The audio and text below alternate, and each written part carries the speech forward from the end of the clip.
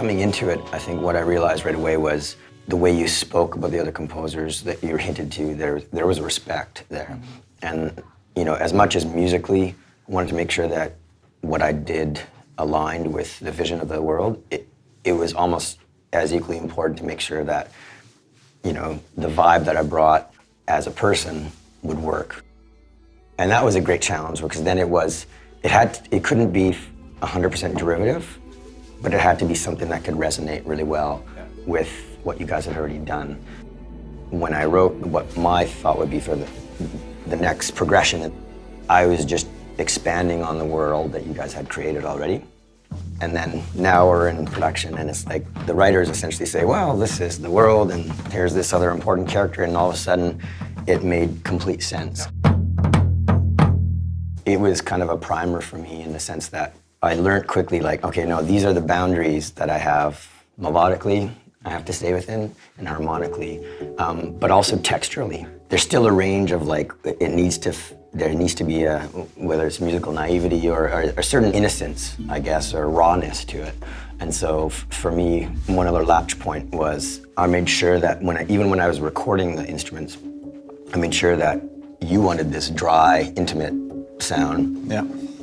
But when I would listen to the stuff, I was like, yeah, there's that, but there's this wide expanse, you know, which matched the landscape. That must have been quite difficult, right? You would think it would be, but it actually was in some ways liberating. Like the more limits placed, working within the parameters of like your guys' sound that you already developed. You talked about cross-pollination. It's cool to be able to take, I mean, not in the sense that you want to completely take over somebody's palette. None of us want to do that, but just being able to just grab one layer that's similar and kind of sift it in to the musical dough that we're creating.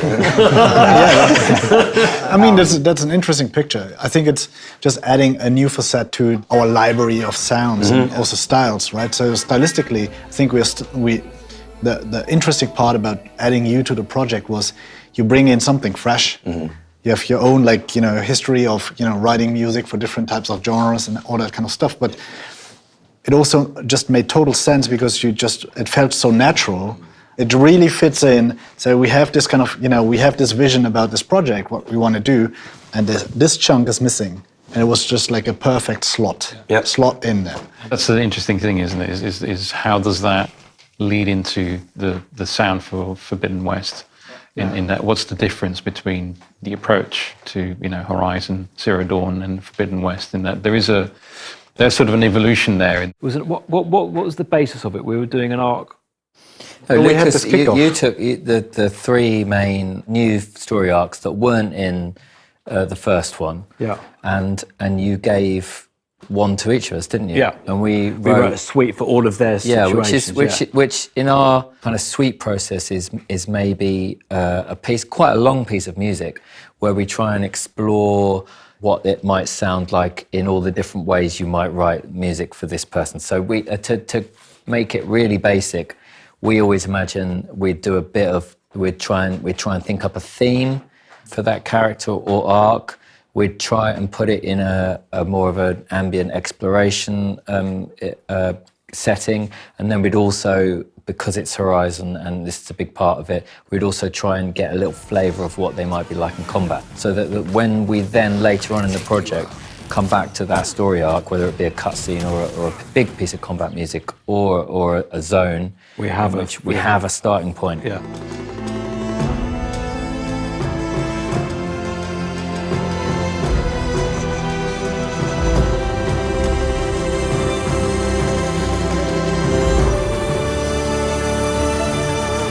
You were doing Aloy's journey again, but Aloy had changed a lot. Yeah, and that was an interesting concept, wasn't it? Is to sort of have the original theme or have the original character, but knowing that she's going to have a very different journey. And that was a sort of a big part for me, is knowing part of the story, in that things are not all great. It's perhaps the way I can say it. Is that, you know, there's been this, you know, at the end of Horizon Zero Dawn, there's been this sort of catharsis of like, I've resolved something, but there's actually realization that that doesn't mean that everything in the world is resolved. And so there's almost an element of sadness or an element of impending doom or impending danger that was really interesting to weave into that theme. We also felt the world is like one big aspect of it, but actually Aloy's journey through that's the key thing that we really need to focus on this time around. Basically, maybe it might be nice to kind of talk about what actually we are doing differently this time around. A lot of stuff that we changed based on our observations in Frozen Wilds in the first game. I think the biggest thing which we will talk about is emotion and the way that works in our game. The first game was based around locations and tribes and stuff like that. And since we have a more emotion-based system now, we were losing that. So we looked to you, Niels. And we asked you, would you be interested in doing that? Because you did a lot of tribe research before. Yeah, well, that was a fun assignment, to say the least. As with Horizon Zero Dawn, it was looking at what these tribes would sound like, determining what the sound palette was for example, the Oseram, what kind of people they were, really digging into all the research you made, the lore. It was a search, to be honest. This isn't the music that they play, this is scoring for their area and their location. So I did, it started with the Oseram and after that the Utaru, I believe. Yeah.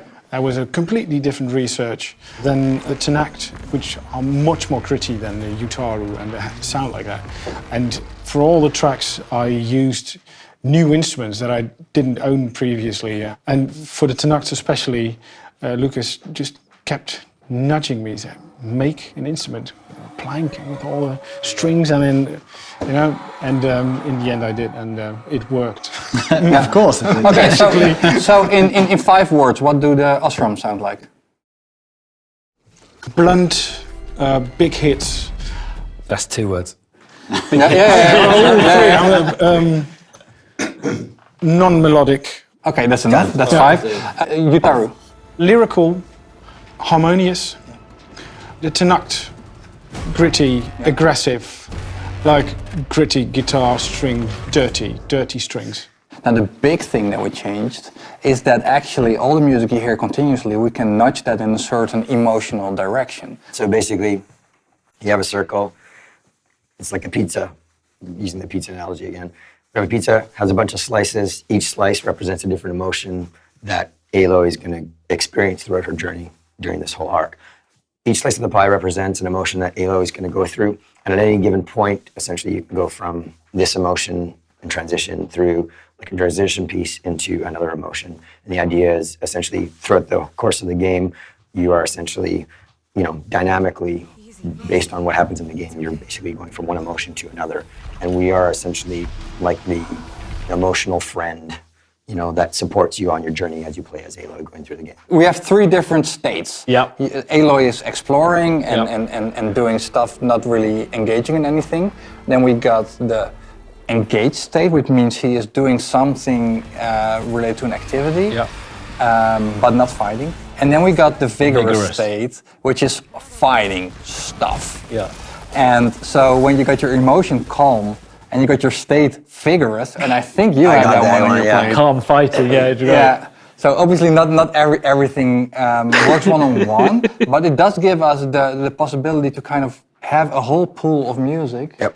For anything you want to do within that one emotion that will go well together. Yeah, and it vertically, basically it passes through. You can go from, you know, calm, vigorous, back to calm, idle. And essentially the idea was that we could jump at any point from state within or jump to another emotion as well. The thing that I found interesting wasn't so much the different emotions as much as the role that emotion played. So like the difference going from idle to engaged when you're doing something kind of grandiose and you're feeling like you're on top of the world, figuratively or literally.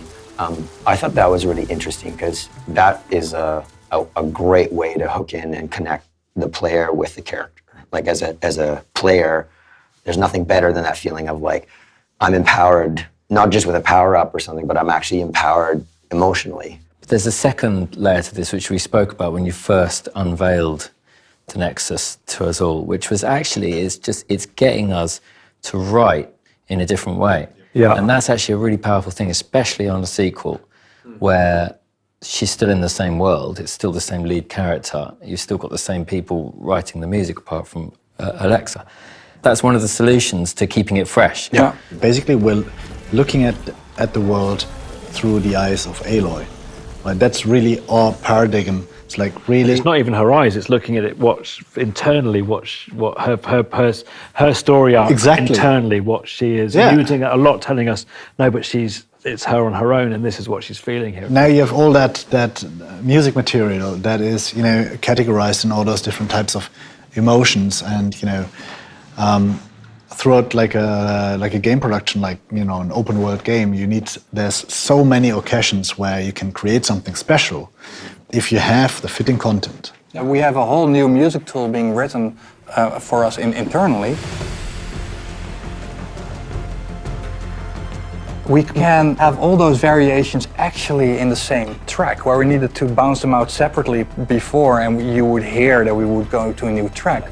Right now we can start a track in a really full arrangement, and it gets close to midnight, for instance, and suddenly we kind of play a very bare version, or only the melody. We got all these kind of transitional things that we never had before. I'm really excited about that. But there's also something about the story, though. I mean, I don't know if you guys feel this, but for me, it definitely feels that things have sort of shifted to a slightly darker and slightly more intense and more aggressive palette. There are some darker things that are going to happen in this one, and She's been through a lot already. Quite. Yeah, exciting. and just fleshing out those longer arcs, and that's really our mission. We want to tell stories. Yeah. We want to take the player on a journey, on an emotional journey through the eyes of Aloy. You know what I remember from Horizon Zero Dawn was that I think Epilogue was one of the last cutscenes that we did, and it's basically the one where the player lets go of Aloy. Yeah. And I remember seeing that scene with Joris's music. Yeah, it's a bit It was like, tear-jerky. oh, it's done. Yeah. And it was almost like physically I had to say goodbye to, it sounds so weird, but I had to say goodbye to Aloy for a little bit. Yeah. Yeah. And I distinctly remember that moment, and I am in a way looking forward to that moment, but also not really. Yeah. Because you've been, each project is like going through a journey. Yeah. But there's also the excitement, isn't there, of because you don't know what people are going to sort of attach themselves to. Because you put things in there and you hope that they're going to like the bits that you like, but at the same time you can't predict what people are really going to, really sort of appreciate. And that's part of the excitement. Yeah. And it's again that process, isn't it, of seeing people, seeing YouTube videos of people playing it and discovering things and going on that journey that you've already been down on a couple of times, but people are sort of discovering for the first time. There's something really, really quite magical about that. I'm looking forward to that point where we're done everything, and there's that moment that I know at least all the projects that I work on, there's a certain point where I get goosebumps. There's the goosebumps at the start of the project where you're excited, but you're also nervous. But then there's the goosebumps at the end when you realize something special. Yeah. And this has all the DNA to be something really special.